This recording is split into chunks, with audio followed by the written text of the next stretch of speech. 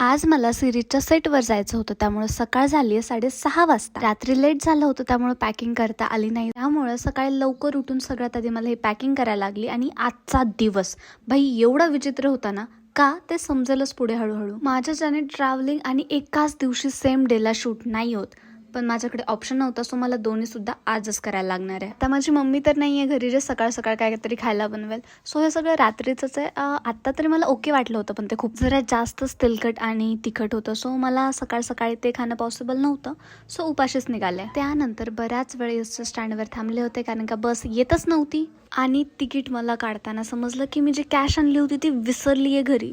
एकतर माझ्याकडे आधीच खूप लिमिटेड कॅश असते आणि मी वॉलेट विसरले. जर का ऑनलाईन नाही झालं ना तर खरंच खूप अवघड आहे, याचा विचार करतच होते. तेवढ्यात प्रोड्युसरचा कॉल आला आणि त्या बोलला की डायरेक्ट लोकेशनवरच ये.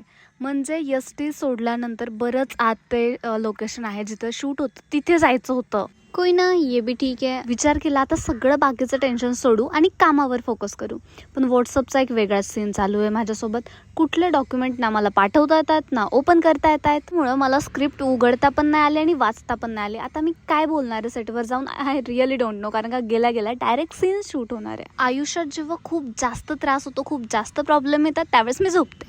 मग इथे पण सेम विचार केला, व्हायचंय ते होऊ दे, आत्ता मी झोपते, पुढचं पुढे बघता येईल. आणि ॲक्च्युअलमध्ये मी झोपून गेले, कारण का बस थांबली तरी मला समजलं नाही, मी झोपेतच होते. आणि त्या पुढे कसं जायचं ते मला माहीत नव्हतं, कारण का मी इथली प्रॉपर नाही आहे आणि त्या पुढचं ट्रॅव्हल कसं होणार आहे, आय रिअली डोंट नो.